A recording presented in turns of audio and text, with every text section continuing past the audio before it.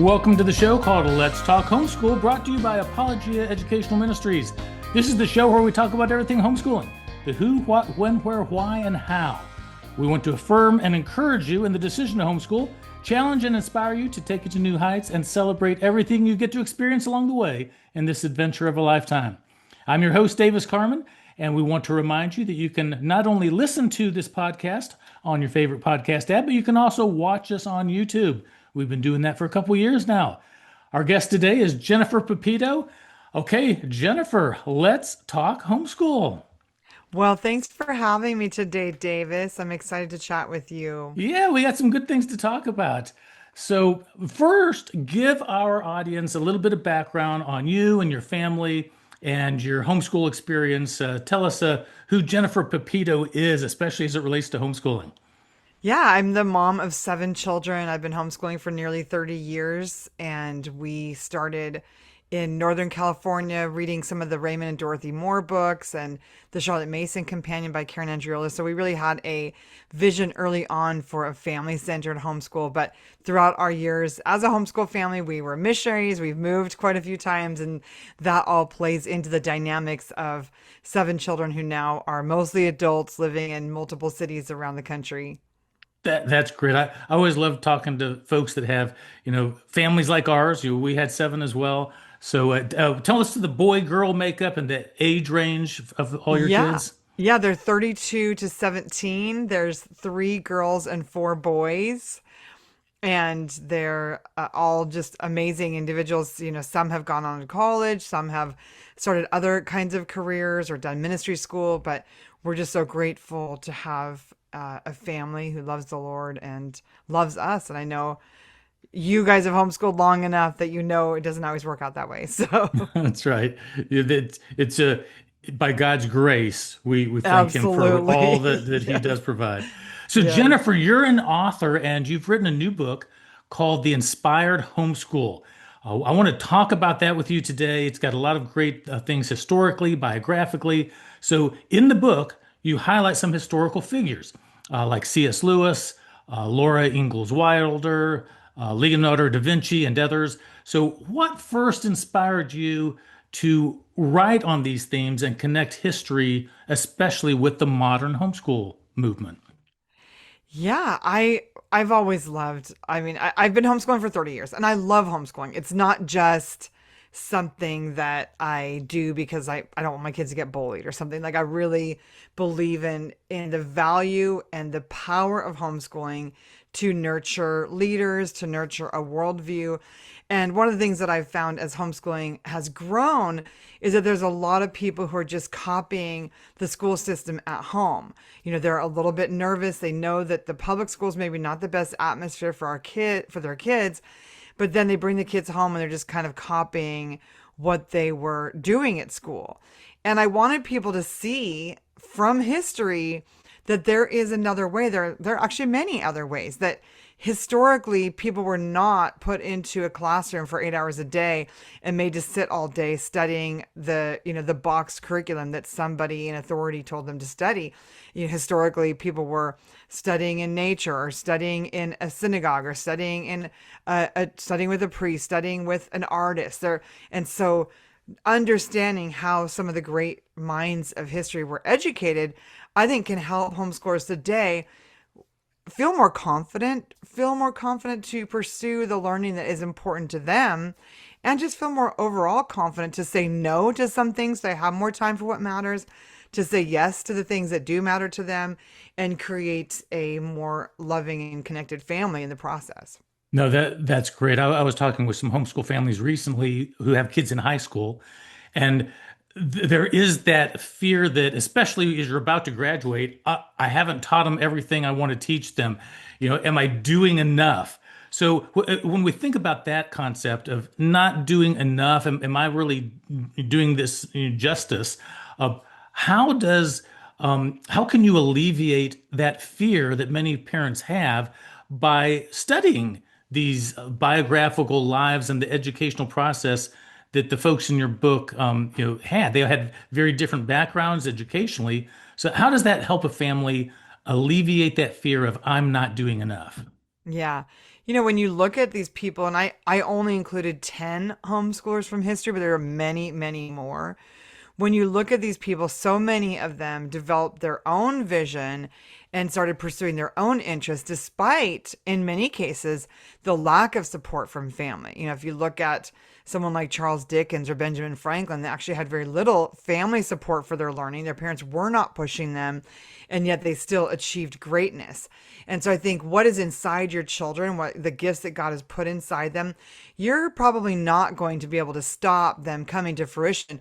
You might be able to, squash them down a little bit by your lack of support or by pushing too hard. I think that that's probably a bigger problem, is that parents are overscheduling and overcommitting their children, and then there's actually not enough time for them to think about what really matters to them and develop their own purpose. You get a lot of young adults who are completely burned out, and they're just like vegging their lives away. And that's, that is, we live in a culture where it feels scary to give our children downtime. So I'm not saying give them downtime with electronics. I'm saying look at history, look at how great minds were shaped. They often had a good balance of physical work, mental study, and just time to think. One of the families that a book that I read early on was the Colfax family, and they were homesteading, but also really intelligent parents. So there's a lot of reading and discussing that happened in their home, as well as a lot of hard work building this homestead. And many of their kids went on to be, geniuses in the realm of science and technology, but also in my own family, like we were missionaries for most of my daughter's high school years. And then halfway through, she was dealing with an eating disorder and working at a Christian camp. So her high school years were very much interest led, studying about how to like get more emotional health because of this eating disorder, but also working through some health issues because she'd had an accident and antibiotics, which are hard on your gut health. A little side note. So, we were studying all this interesting stuff, but not at all working on like a California transcript. We were just putting things in. Like if she was interested in recipes and health and mental health, we called that like her science class was health and wellness or psychology or something for the year. So we were really shaping a transcript around her interests. But those interests grew, and she ended up getting a Juris Doctorate. She's working on passing the bar this summer. And so the things that are in your kids, like your own inabilities, even your own hard seasons as a family, are not going to hinder them, because God has a plan for your children. His will be accomplished. So I think it's more about just curating the homeschool so that there is a little space to think and dream and plan and journal and be a healthy person, than it is about, let me make sure I check all these boxes. No, I think that's great, because sometimes we can over plan, as you said, and try as a way of getting it all in. You're never going to get it all in to begin with, but God has a way of intervening in our lives, bringing providential moments where the learning can happen that He intended for our kids to have. So I love that perspective that you're bringing. So you got the one side of I'm not doing enough, and if you're really doing that to the max, you might actually not enjoy this homeschool journey. And you talk about this joyful, confident learning. Uh, what do you think are the obstacles that get in parents' way of actually enjoying this homeschooling journey? I think it's absolutely 100% fear, because it's usually, cause, like, for instance, I love reading to my children. I started our homeschool journey learning about the Charlotte Mason method. We talk a lot about that in the Inspired Homeschool, about how education is an atmosphere, discipline, and a life. A life is built on ideas, and ideas chiefly come through living books. And so our homeschool is centered around living books. And there are many Charlotte Mason homeschoolers out there who believe in this principle that education is based on living books. But then, so they've curated their homeschool a little bit. They're not trying to overdo it by copying all the state standards, but then they're ending up copying the same books that Charlotte Mason read in the 1800s, which actually might not be very interesting to your family, because they've made what is a philosophy, again, into a method out of fear. And so I think the biggest thing, the most healthy thing we can do as families is just start to process through some of our own fears and get healthy mentally. And in Inspired Homeschool, there's, 10 chapters. It kind of covers every subject, covers a philosophy of education. So it really empowers you. But I think reading the stories of all these different homeschoolers should also help you see that there was not one way to develop a perfect homeschool child. I think that's sometimes what gets in the way of our homeschools is we're looking for this one method that will guarantee a perfect outcome, but not even Adam in the garden with God as his father, the perfect wise father, turned out perfectly. And so I think we should sort of let go to some degree of these expectations of perfections or expectations of not getting it all right or missing something, and just begin to be led by the Holy Spirit in our homeschools and led to some degree by joy. Because the joy of the Lord is our strength. And when we are attuned with God and attuned with each other and listening to the Holy Spirit, we're going to have an easier time discerning, okay, this is the year we need more rigor. This is the year that we've been kind of like, we've had a lot of fun times in nature, but this year we really need to make sure that we're reading and talking about books every day. Or maybe you're going to say, we cried so much over math and Latin last year. This year, we're going to spend a little bit more time in nature and bond and develop healthier emotional lives and talk more, because last year we were studying so hard that I can see my kids ended the year feeling very discouraged and burned out. This is why we have to be, letting go of fear and being attuned to God, listening to the Holy Spirit, because not the same thing is going to work every year. Not the same curriculum, not the same philosophy. We as parents, we've read lots of parenting books, listened to many, many seminars. One philosophy could be great for one child and it could actually be destructive for another. And so, following the Bible, like, we should obviously continue listening to the voice of God and then the word of God being shaped by his written word, but also be attuned enough that we aren't being misled or misdirecting our children. The Bible says, bring them up in the nurture and admonition of the Lord. And to nurture our children does take some sensitivity to who they are and what they need in each season. No, no, that's great. It's actually bringing back a lot of memories of our own homeschool journey. Because at the very beginning, the first few years, Rachel and I, being planners, thought if we just figure out the perfect formula, then we just repeat it for each kid. And of course, that didn't take into account at all the different personalities of our kids, the different learning styles, the different interests. And then it didn't take very long. After about the fourth or fifth year, we realized every year is going to be a little different. And each child is going to be different. And so now we preach the same thing as you just talked about, just the customization, the uniqueness of each child. And every year, God brings different events.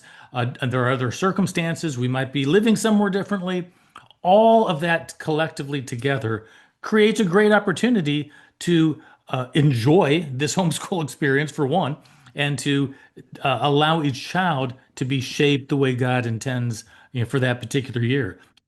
So in your book, you do something interesting that I really like, and I think that people can relate to, and that's storytelling. You combine this practical homeschool advice with stories from history, from faith, from research. Why do you think it is that stories are so powerful for adults and for young children? I think they help us remember because they touch our heart and not just our mind. And you look at the Bible, Jesus is constantly sharing important, deep truths through parables throughout his teaching.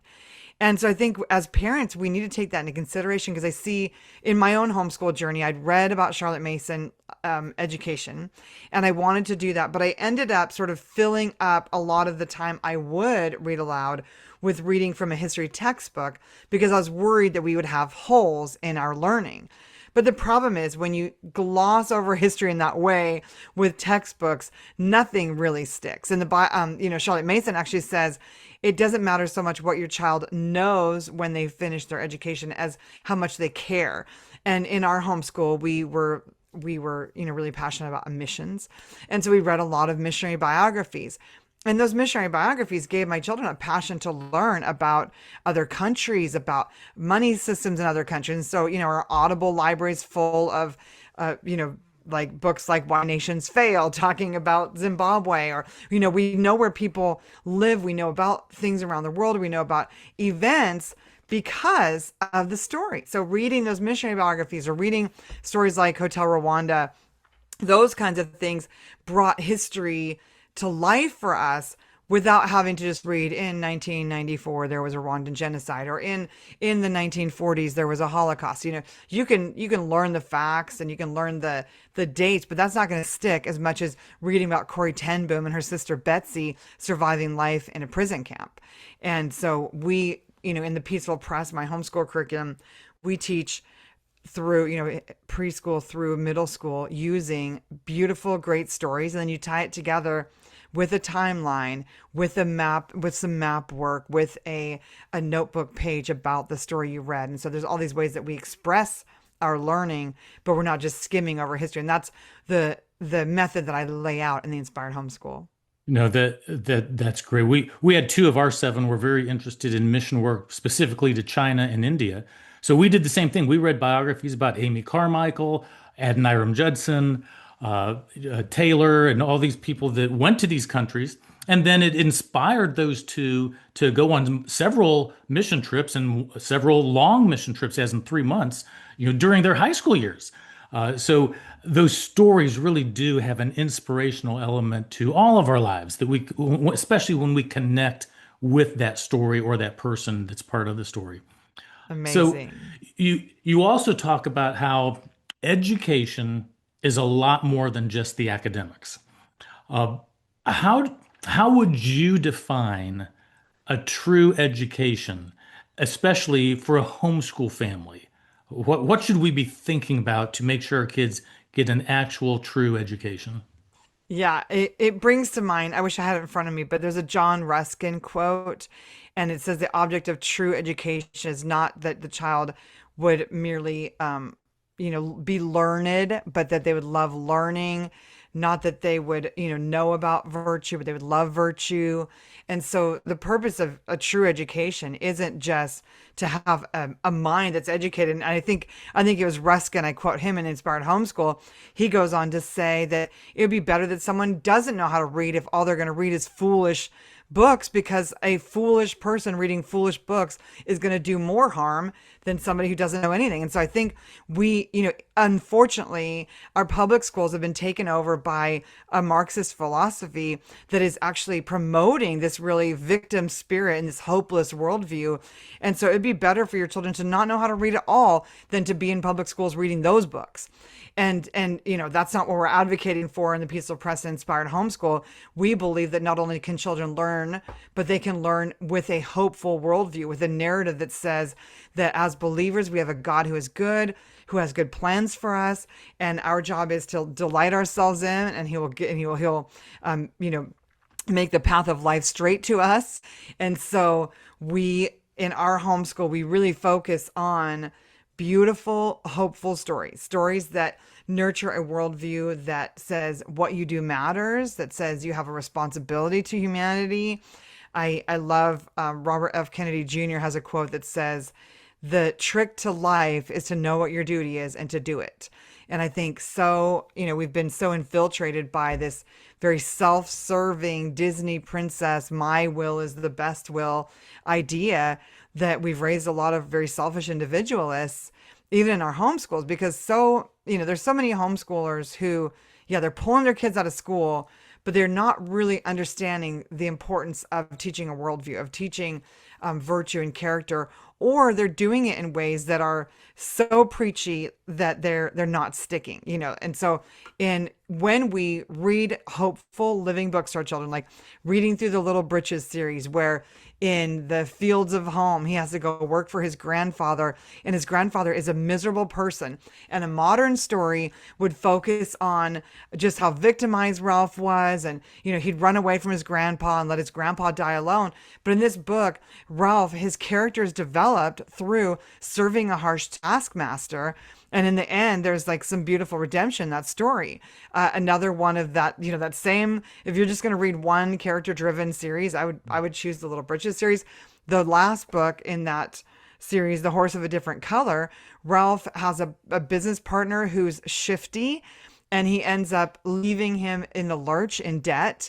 And so Ralph, instead of declaring bankruptcy and giving the shaft to all of his, the local people who they'd borrowed money from, he works, extra hard to pay everybody off. And he never in that whole story acts like he's been victimized. In the whole story, he just continues being diligent, and the Lord rewards him.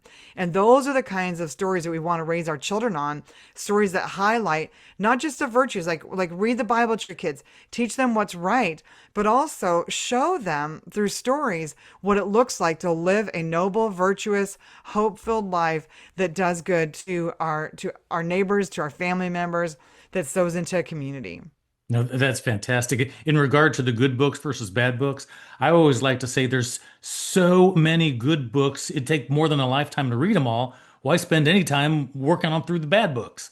So, Absolutely. in your book, The Inspired Homeschool, you list 10 historical figures. Was there one that really jumped out at you as a surprise or that challenged some of your original thinking? My favorite of them all, and you might ask that question too, so it was Joan of Arc. Because, and there's a few that come to mind really, but, in some of them, they had a really hard childhood. Leonardo da Vinci was rejected basically by his mom. He was raised by his dad, and his mom didn't live with them. His mom and dad were never married. Charles Dickens was probably a little bit bitter actually towards his parents, because he ended up in like in a child labor factory basically. And so there's a few that are a little bit on the tragic side, and it's just kind of miraculous what they were able to accomplish.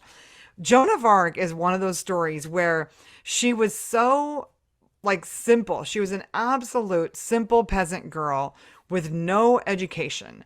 In that time, women weren't really educated anyhow.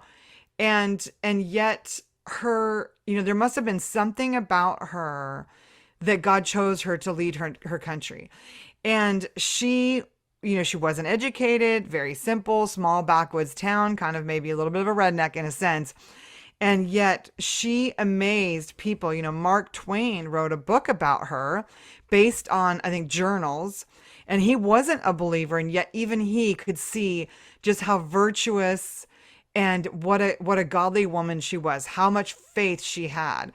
And I think her ability to listen so intently to the voice of God, and it's not like she had questions about it. She was like, why would you send me to do this very manly, go fight an army kind of a thing? She had questions, but ultimately she was obedient to God.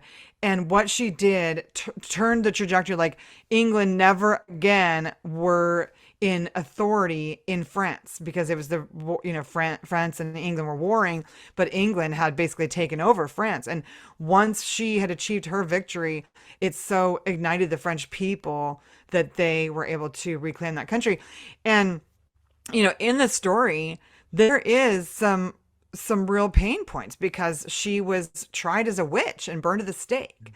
And but later, and so I can imagine her parents, because as homeschool parents, there are these moments where like, is this worth it? Is this paying off? No matter where you're at in the journey, whether you're in the early years and you have a child who's being a little bit slow to learn to read, or if you're in the later years and you have a child who's like a little bit rebellious, like all these moments in our homeschool years, our faith will be tested.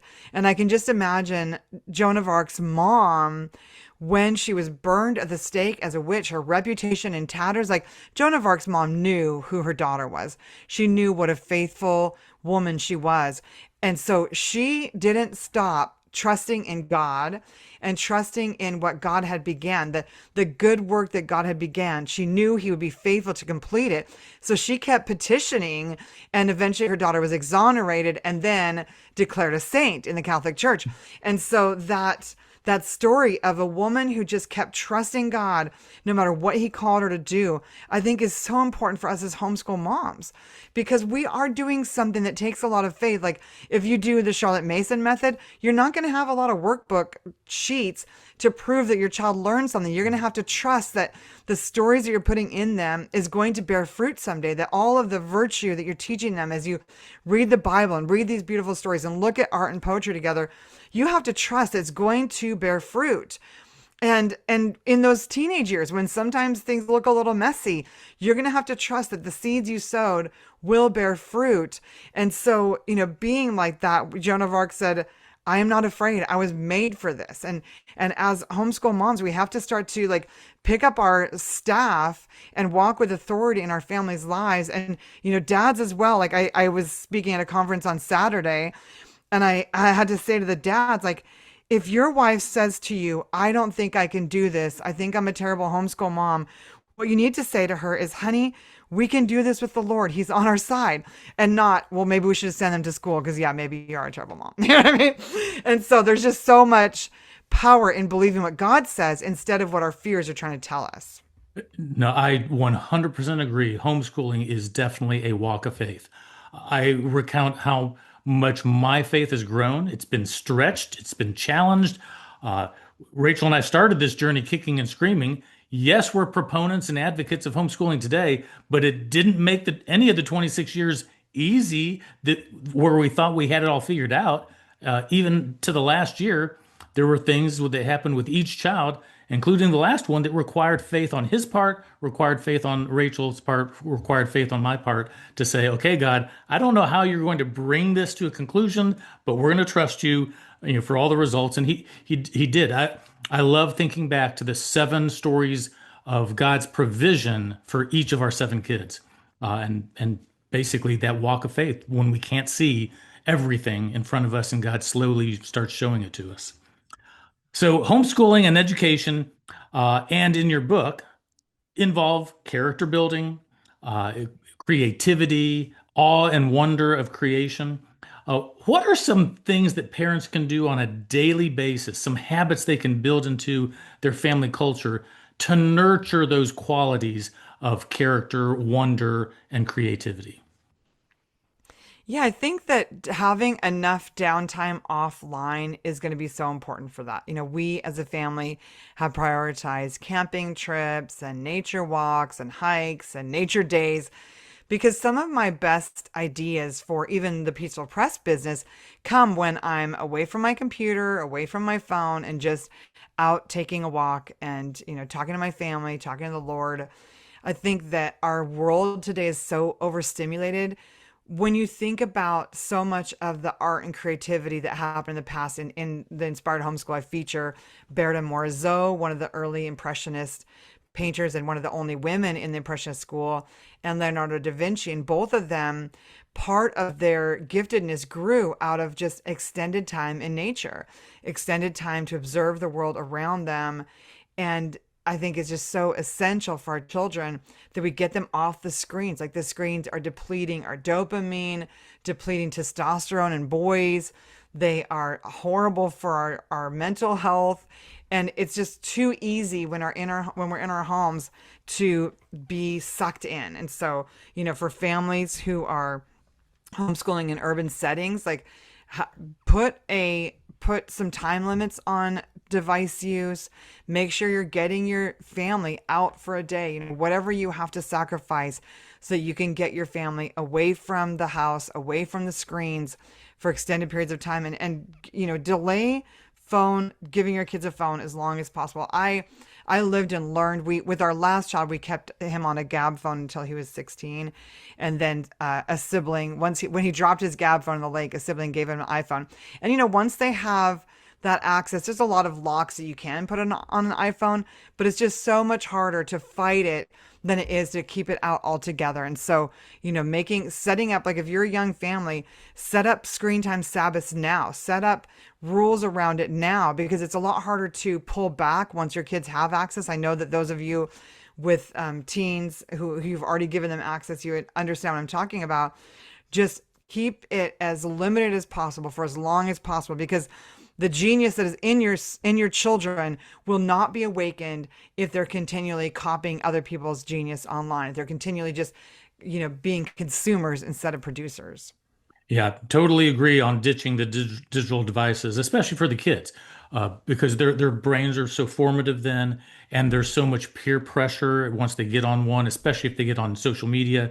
And we found also, as our kids went from no phones to flip phones to smartphones over the course of the age of our kids, the transition that we saw and experienced and learned from was eye-opening. And in today's world, where there's nothing but a smartphone and social media as part of the package, parents have to be very careful. And if your goal is, as you said, to develop creativity and awe and wonder and actual education, well, the best way to do that is to get in touch with nature and creation and go on those walks, spend time alone and quiet with God, with your family, have those conversations around the table, and not be so dependent on the digital devices. So, as we start to wrap some things up, there's a couple questions I have left. One is, it's so easy for a homeschool family to bring public school home, to take all those institutional patterns and try and copy those. But your book seems to do something really good, and that's calling families towards something more life-giving and more individualistic. Uh, what does it look like for families to really reimagine what education can be and the freedom that homeschooling allows for that to happen? Yeah, and I want families to understand this is not about a less rigorous education or a less quality education, because unfortunately, the way that public schools are teaching with just a lot of short text and multiple choice questions isn't getting anywhere anyhow. And so in the Peaceful Press and the kind of the plan that I lay out in the Inspired Homeschool, it's about a literature-based education. So throughout the years of your children's schooling, you're going to be reading great books to them. And as you read to them, the younger ones are going to maybe draw a picture about it or write a word that they heard. The older ones will write maybe a whole page or an argument about it. They'll write an essay about what you read. And so what's happening is as you read, with all your kids together. So you're no longer having to manage multiple levels of history and multiple levels of science and multiple English levels. You're getting to educate your kids all together. So it builds a really sweet family bond, a lot of connection. This is the way that C.S. Lewis was educated in high school. He had a tutor who they read books and they talked about them. So this is the way great minds were educated, not in individual textbooks, but in conversational learning. It's the Socratic method. And so as you read books together and talk about them, you've eliminated a lot of the busy work. You no longer need reading comprehension workbooks. You no longer need science and history workbooks. You're talking about them, and then you're writing or notebooking or narrating what you read. And so it becomes this very simple education because you just spend a couple hours in the morning reading together, then they spend an hour on math and an hour on maybe spelling or grammar or rewriting a rough draft of a narration or finishing a narration they started during your reading time. And it's a very thorough education as well, but it's so much more painless because you're reading stories that are interesting to you. As I read through the Playful Pioneers in the Little House on the Prairie series, or the Chronicles of Narnia with the Kind Kingdom, or many different beautiful adventure stories and missionary stories of the precious people. Those stories stuck in our minds helped us understand where we were in the world and in the time point of history and what happened to bring us here and what our ancestors went through. Like, we started to understand the world around us. So the understanding was so much deeper, but we were having fun while we were doing it. I wasn't bouncing from child to child trying to grade all these different textbooks, and we were connected. And there's so much neuroscience now about how joy is the building block of a healthy person. When you are happy and enjoying your children, they're going to be so much more confident. When you're happy and enjoying your homeschool atmosphere is going to be more peaceful. And the problem is when you're angry because somebody can't do all the work you're assigning, or when you're afraid because you're worried they're going to miss out on something, it stifles the atmosphere. Fear and anger bring up fear and anger in your children. It brings up that fight, flight, fawn, or freeze reaction. And so when we can keep the homeschool atmosphere joyful, partly by choosing the things that we want to learn about, partly by, spending some time gardening with your kids if that's what makes you come alive, or reading the books that are so interesting to you. When we can tailor a homeschool to our own interests and desires, we'll have more fun. Our kids will have more fun, and they will learn to love learning, which will give them an edge for their entire lives. Yeah, so much of what I'm hearing in our discussion today is that love of learning and that love of reading, and how all that combines, where this can actually be a satisfying and enjoyable experience when you homeschool. And yes, it's a walk of faith. There's going to be the hard days, the hard years, but there's going to be so much blessing along the way because of this different perspective and approach that we take to it. So, writing a book is a big endeavor. I'm sure it was a labor of love in so many ways, but you did it for a purpose. So, when you look ahead and you think of people that would read the Inspired Homeschool, what do you hope they will take away from it and they'll carry with them long after they've finished the last chapter, uh, as an individual, but also for the homeschool movement at large?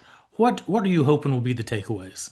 I hope it'll be freedom. We have so many people who either are questioning whether they can homeschool, or they might have family or friends who are saying, "Oh, do you really think you should do this, or is homeschooling an experiment?" And I would just challenge them to say, what would Jesus do? Because according to my research, Jesus himself was homeschooled. And so many of the greatest minds in history were educated at home. People like Blaise Pascal, who came up with Pascal's wager, believe or don't believe, but there's more to lose if you don't believe than if you do. And so, these brilliant minds were home educated.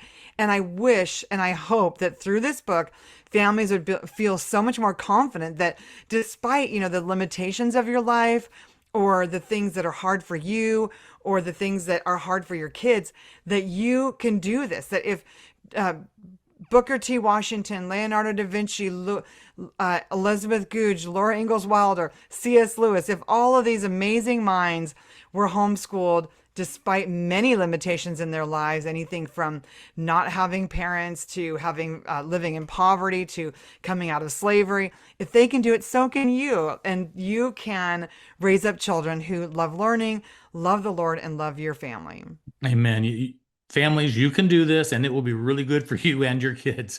So, Jennifer, as we wrap things up, is there anything we didn't talk about that you'd like to share with our audience? And please also make sure you tell folks where they can find your book and get it. Yeah, if you go to inspiredhomeschoolbook.com, so inspiredhomeschoolbook.com, there is a link to order the book. But when you pre-order, there's also a Plan a Flourishing Homeschool Year workshop that you get for free. So families who are like, I don't know how to plan my homeschool around this method, or how can I break free from some of the limitations. When you get the book, it ships July 14th.